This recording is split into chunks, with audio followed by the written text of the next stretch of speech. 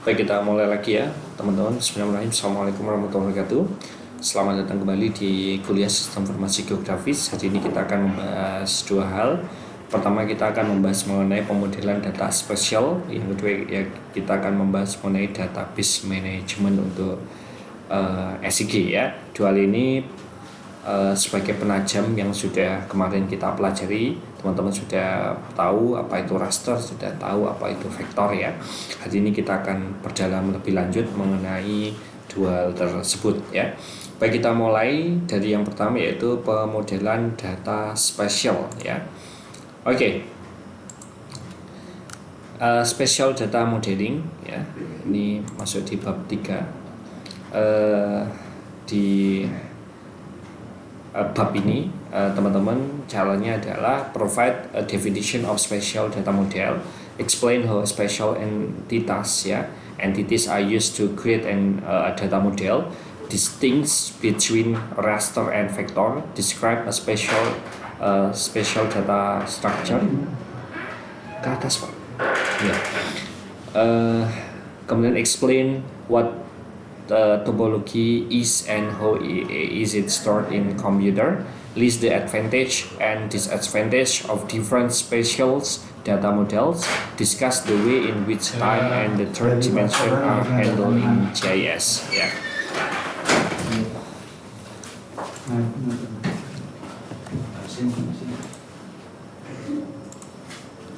Okay, GIS is model of reality. The model is created to help us develop our understanding of geographical problem ya. Ini adalah tahapan dalam pembangunan GIS ya. Mulai dari real world, kemudian spatial data, sample map, kemudian raster, kemudian vektor, kemudian keduanya kita konversi ke dalam bentuk digital, kemudian digabungkan menjadi satu di sebuah komputer. Nah, ini bagian dua ini disebut sebagai spatial data model. Kalau yang dua ini bentuk kut ini sebagai spatial data structure.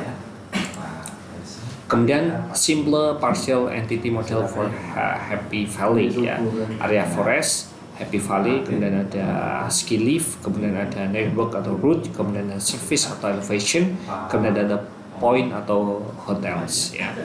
Nah, dari kesemuanya ini akan membentuk satu map namanya Happy Valley. Now, intro, all geographical information system are computer representation of some aspect of the real world. It will be possible to represent all the features in the which you are interested in computer. So GIS present a simplified view of the world ya. Jadi GIS itu digunakan mempermudah atau mempersederhana ya tampilan dari dunia. Being able to develop and understand a simplified view of the world is important first step for your own GIS project. The simplified view of the real world adopted by GIS is often termed a model. A model is a synthesis of data ya. Itu menurut Pak Haggett dan Pak Chorley ya di tahun 1967. Which is used as a means of the getting to grips ya, with system with special scale or complexity might otherwise put them beyond our mental curves ya. Menurut Pak Haggett dan Pak Chorley di tahun 1967, point out that spatial model place emphasis on the reasoning about the real world by means of translations in space. This is exactly the reason why GIS is used to solve geographical problem ya. Masih menurut Pak Haggett dan juga Pak Chorley, ada satu hal yang menarik bahwa karena GIS itu digunakan spatial model itu adalah menggambarkan tentang dunia nyata, maka GIS ini yang berhubungan erat dengan pemodelan spasial itu menjadikan alasan kuat bahwa GIS itu dapat menyelesaikan masalah-masalah yang berkaitan dengan geographical problem ya.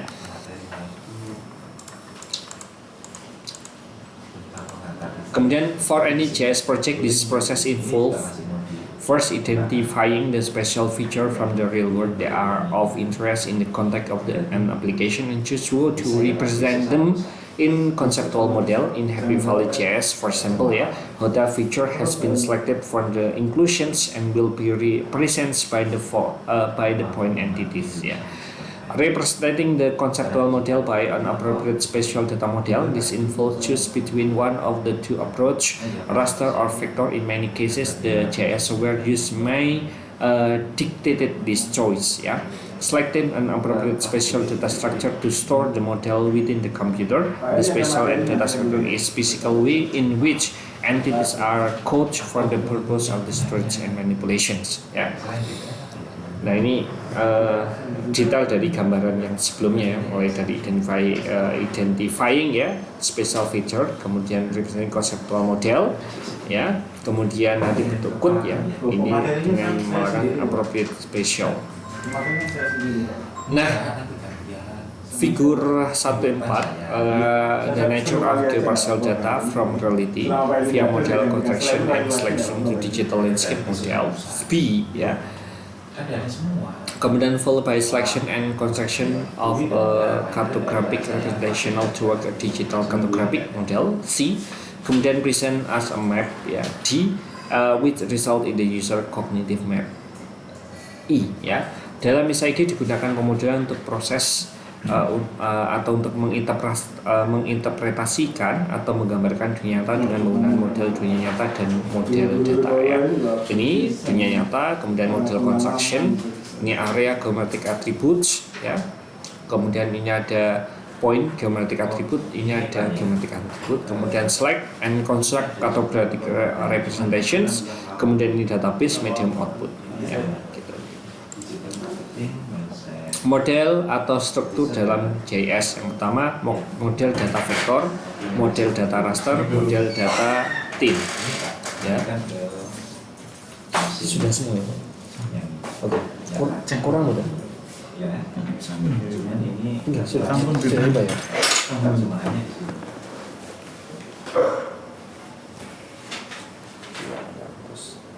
Di selainnya Pak, saya masih sampai jam berapa?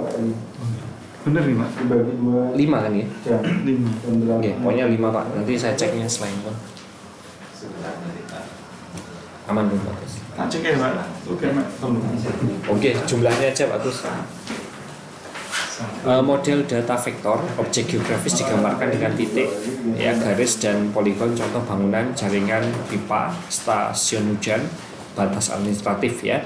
Poin koordinatnya itu X atau Y atau biasanya kita sebut sebagai latitude dan juga longitude ya.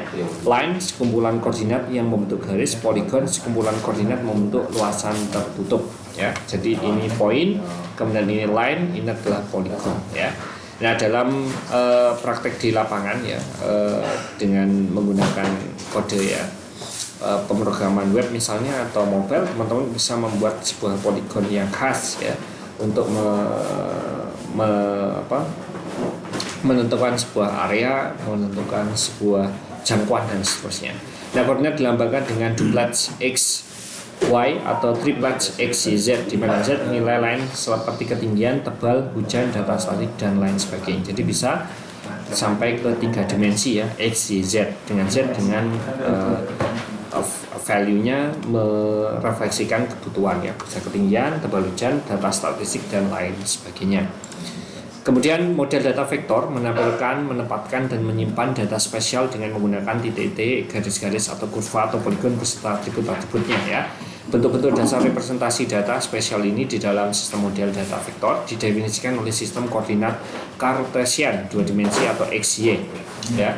Nah ini map yang beredar di sekitar kita yang tercetak khususnya itu menggunakan koordinat Cartesian 2 dimensi ya. Di dalam model data spesial vektor, garis-garis atau kurva, busur atau arcs ya merupakan sekumpulan titik terurut yang dihubungkan ya. Luasan atau poligon juga disimpan sebagai sekumpulan list titik-titik dengan catatan bahwa titik awal kelan titik akhir poligon memiliki nilai koordinat yang sama atau poligon tertutup atau sempurna ya. Soalnya kalau titiknya tidak sama dengan berangkatnya maka poligonnya tidak sampai selesai. Nah ini hal yang harus dihindari terutamanya ketika kita membuat sebuah poligon. Aduh.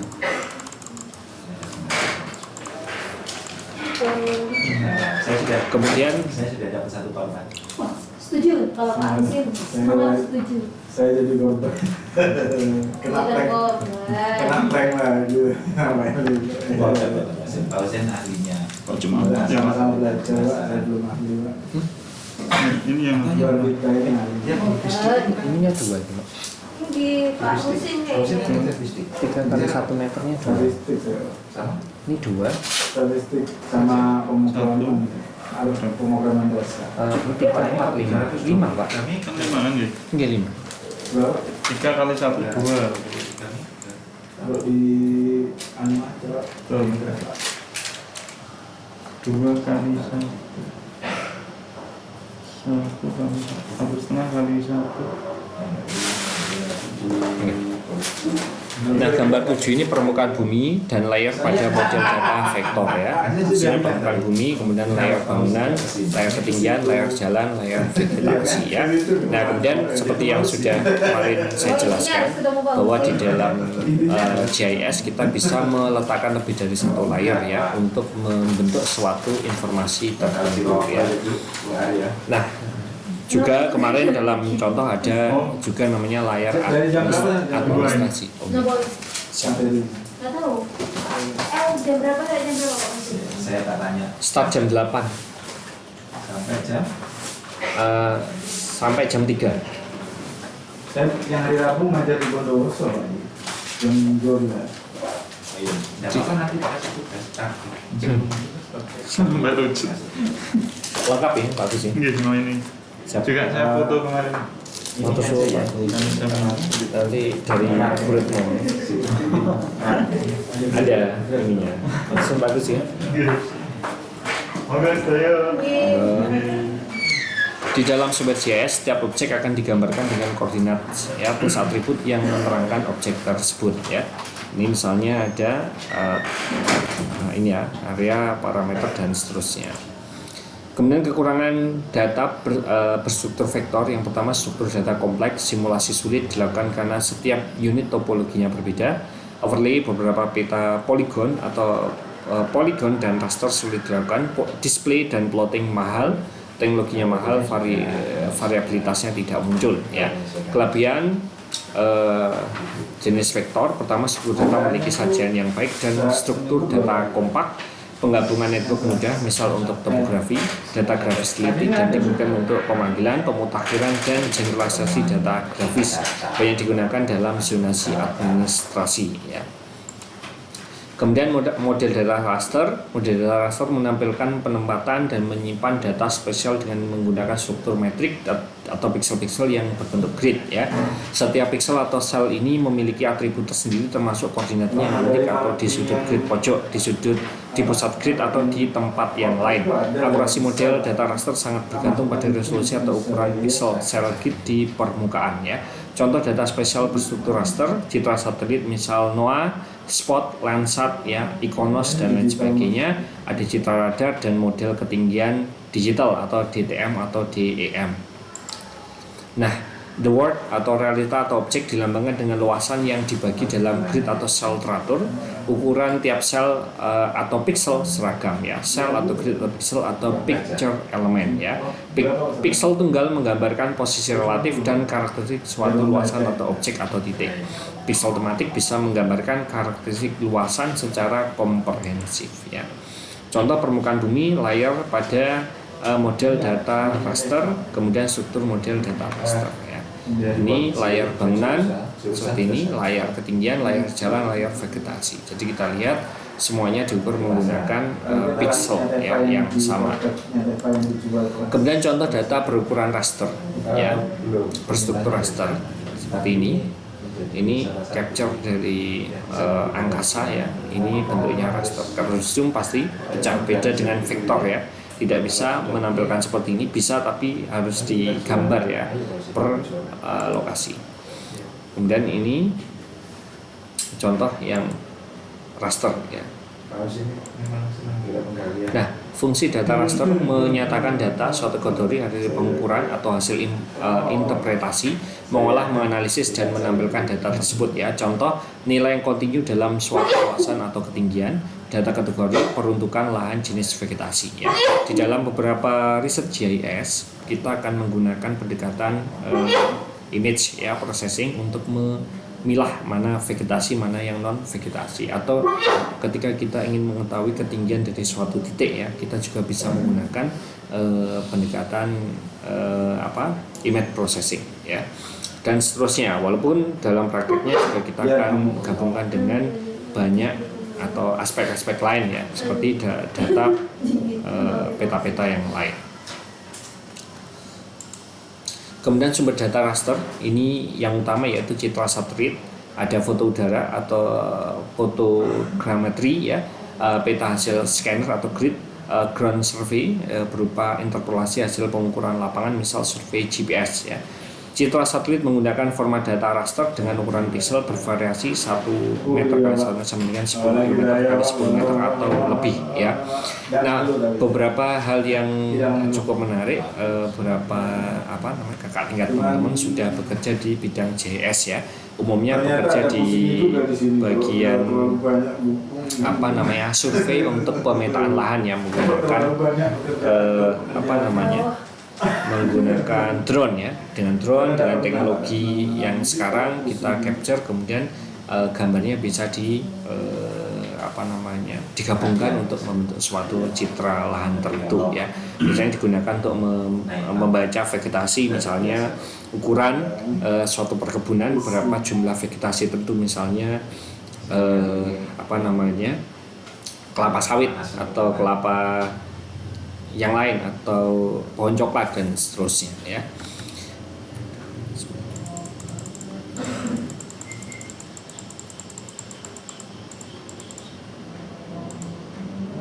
Grid dapat dibuat dari data titik, GPS, teknik sampling plus interpolasi ya. Interpolasi artinya menggunakan beberapa titik sekaligus kemudian kita tunggu untuk membentuk suatu informasi ya. Klasifikasi data satelit, peta, peruntukan lahan, konversi dari data vektor ya.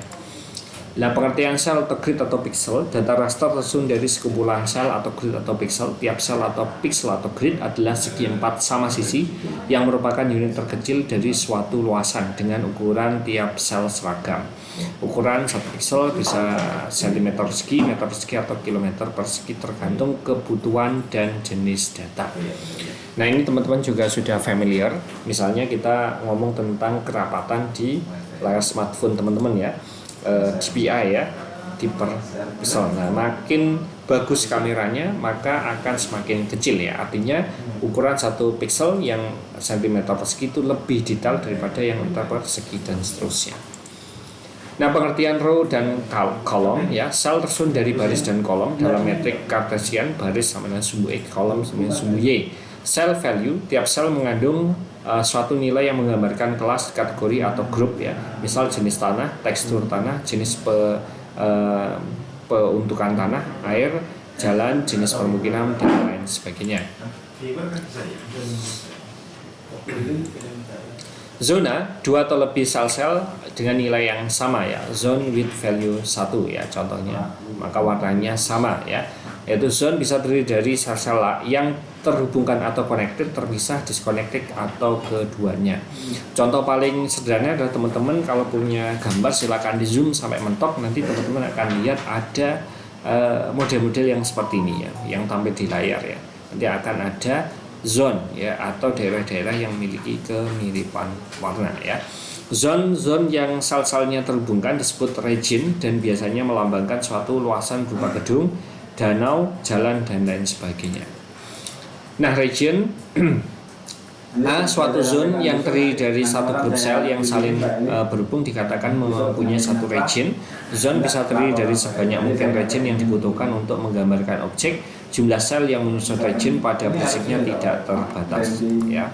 Kemudian resolusi ketelitian dasar raster. Semakin kecil ukuran grid atau sel atau pixel, semakin tinggi resolusi dan semakin detail peta yang dihasilkan.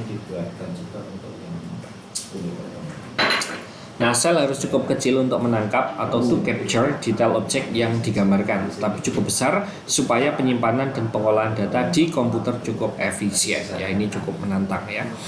Kita diminta untuk bikin detail, tapi juga dibatasi oleh kapasitas penyimpanan ya, yang tentu pasti ada batasnya. Resolusi atau ketelitian data raster, penentu ukuran sel suatu kasus tergantung pada resolusi data yang dibutuhkan ya untuk analisis lebih detail. Semakin homogen objek yang akan digambarkan, semakin besar ukuran piksel yang mungkin digunakan, semakin hemat waktu dan biaya pengolahan. Umumnya resolusi data raster dipilah kira-kira sama atau lebih kasar dari objek yang dikaji. Nah, sehingga ada beberapa hal yang dipertimbangkan. Yang pertama, ukuran objek yang akan dikaji, 2, spesifikasi database dan media penyimpanan, waktu pengolahan, dan terakhir aplikasi dan analisa yang akan dilakukan ya. Tentu teman-teman ketika ingin mendapatkan hasil yang bagus, misalnya ketika kita ngomong tentang pemetaan lahan, menghitung jumlah vegetasi suatu pohon tertentu, maka kita harus menggunakan drone ya. Ketika kita menggunakan citra satelit, kita tidak bisa mengukur dengan akurat ya.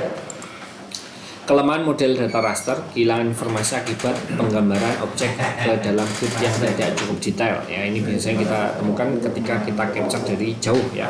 Ketika kita capture dari dekat menggunakan drone misalnya, kita bisa mendapatkan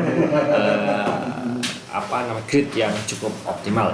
Sebaliknya untuk luas yang sama, merubah ukuran grid menjadi 50% lebih kecil dari ukuran asli yang membutuhkan waktu 4 kali kapasitas penyimpanan, tergantung pada jenis data dan teknik penyimpanan yang digunakan. Nah, sel yang semakin halus, resolusi semakin tinggi, informasi lebih akurat, tetapi pengkodean lebih lama, butuh tempat penyimpanan besar, pengolahan data lebih lambat, dan biaya semakin mahal.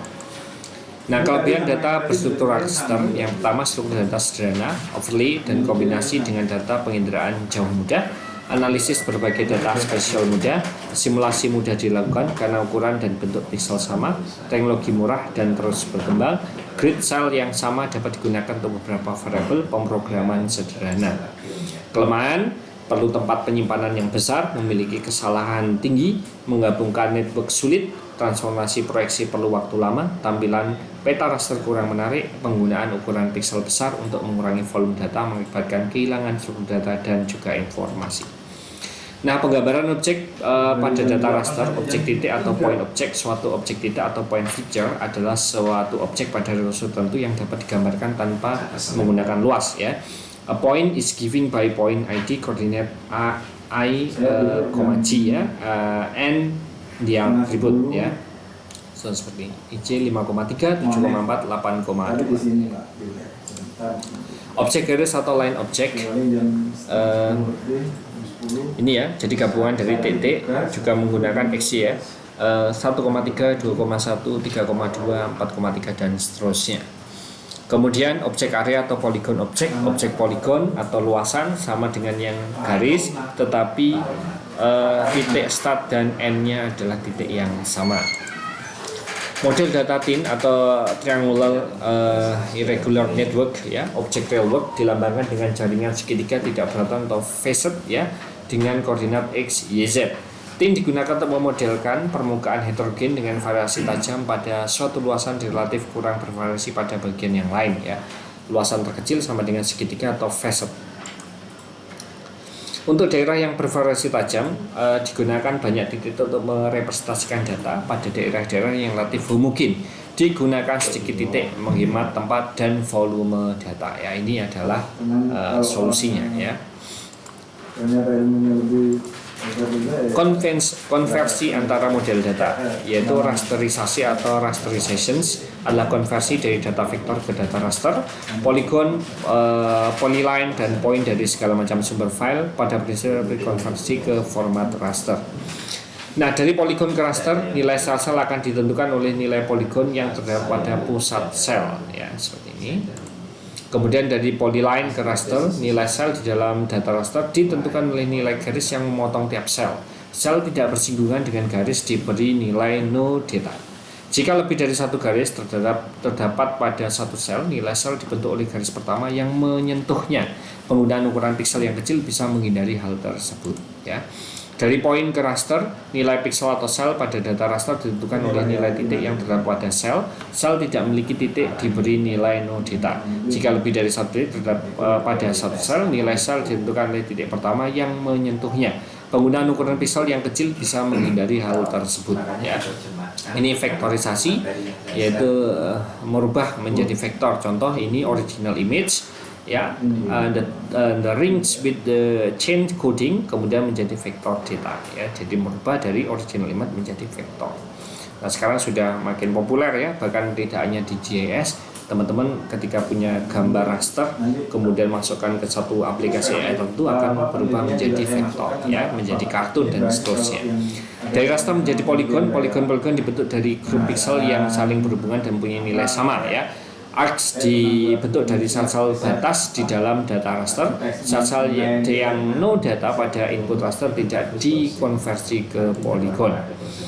Dari raster ke polyline is created from each cell in the input raster passing through the center of each cell. Ya. Dari raster ke titik atau point, for each cell of the input raster, a point will create in the output. Each point will be positioned at the center of the cell that it represents. Ya. No data cell will not be transferred into the point. Ya. Jangan lupa dikasih tugas praktik sudah pasti. Oke. Selanjutnya rekan-rekan kita masuk ke database management ya. Presentasi kan tidak apa-apa gitu. Mereka buat kayak apa? Analisis pasar, segmentasi, tapi yang berkaitan dengan sekolah. Sekolahnya jadi objeknya. Ya, Karena sekarang orangnya menjadi gede.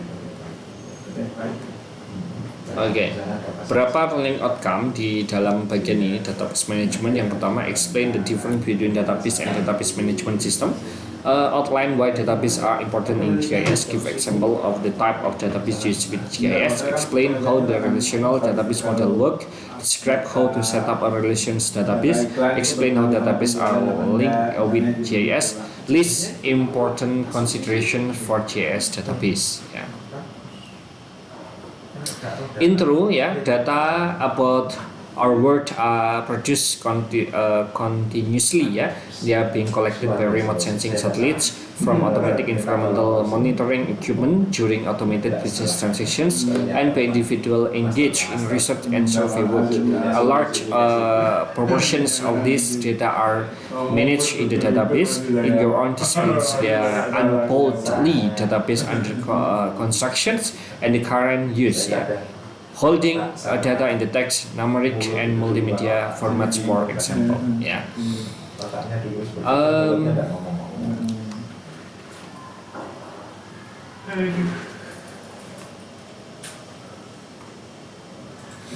Large organizations such as on the list, multinational companies, retail and government agency have adopted GIS for wide range of applications for automatic mapping and facilities management. Ini monggo Pak, PM or VM ya, to design support applications. An important issues for successful implementation of many of these new systems is their ability to integrate GIS with existing internal databases. Yeah. Many of these existing databases are managing customer database, inventories of the part, or financial informations or relationals as the relational database approach to data management has permanence all sector of the business world. Yeah, the business database might be data source for GIS or be required to integrate with GIS for design support with the framework of the large organizational information management strategies. Jadi perusahaan-perusahaan besar bisa sukses ya ketika mereka mampu menggabungkan GIS dengan database yang telah mereka miliki ya, dengan teknik seperti yang tadi kita bahas seperti overlay dan seterusnya ya.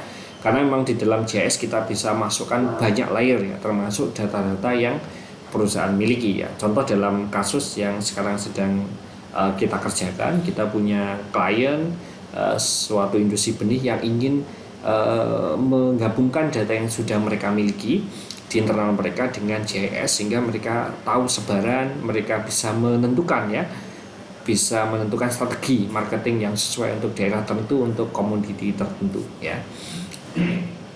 Contohnya seperti ini ya. Ini ton ya, data sebuah ton, kemudian di sini ya. Jadi teman-teman akan ada praktek yang seperti ini, kita akan pakai ArcGIS nanti ya. Ini contoh database facility in GIS ya. So the S3 user interface, ArcMap, ArcView, ArcInfo graphical user interface in the intellectual property of S3 ya. Nah,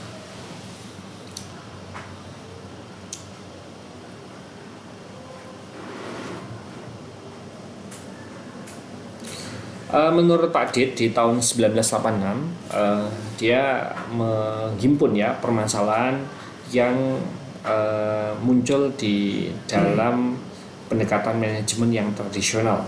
Yang pertama yaitu tentang redundancy, adanya reputasi data-data yang tidak penting, high maintenance cost ya, long learning time and difficulties in moving from the one system to another, possibility that enhancement and improvement to individual files of data will be made in an ad hoc manner ya, data sharing difficulties ya, a lack of security and standard, and the lack of coherence ya, corporate view of the data management. Nah, maka muncul approach baru yaitu menggunakan database approach ya. Nah, kenapa database is simply a collection of related data? This can include non-computerized computerized ya data such as those found in the telephone dictionary or address books ya. Ini menurut Pak Strand dan juga Pak Strand di tahun 1993 ya. Data within database are also organized ya to promote ease of access and prevent unnecessary duplications ya. Jadi ini penyelesaiannya dengan database ya. Ini traditional, ini gambaran tentang traditional approach to data handling ya. A different version of the visitor detail may be stored in each of the separate database ya. Visitor, hotel application, booking bills, Sky School application, staff customer date, travel co application, tiket booking. Bayangkan ini digabung ya, bisa koheren satu sama lain.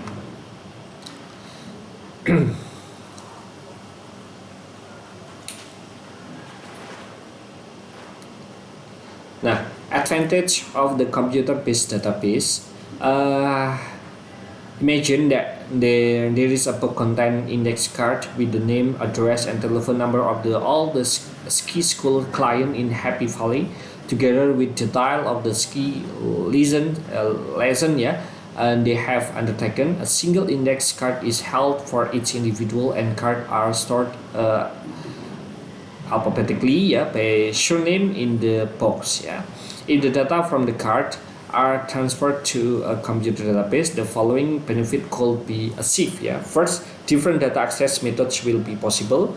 Data are stored independently of the application for which they will be used yeah. Redundancy yeah. The unnecessary duplication of data will be minimized yeah. Access to data will be controlled and centralized yeah. Kemudian a computer database is relatively easy to maintain and updating is possible. Simple query system and standardized ya query language are available ya. Ini menurut Oxborough ya di tahun 1989 dan juga Hasley 1991. Nah, selanjutnya itu database data model. There are a number of different database data model. Amongst those have been used for attribute data in JS are hierarchical, network, relational, object-oriented, and object-oriented data model. All of these are relational data model has become the most widely used and will be considered in the detail here yeah.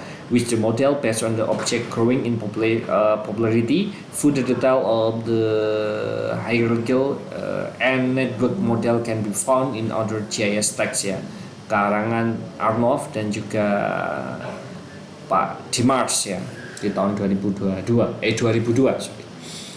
Nah, relational database model present the relational database model dominate GIS. Many GIS software package link directly to commercial relational database package, and others include their own custom designed relational database software ya.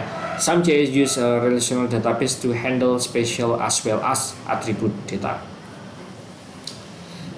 Nah, semuanya berasal dari Pak Kut ya, yang dia di tahun 1970 yang menyatakan data are organized in the series of the two-dimensional table, each of which contain record for one entity. Their table are linked by common data known as key. Query are possible on individual table or on group or table ya. For the Happy Valley, for example ya.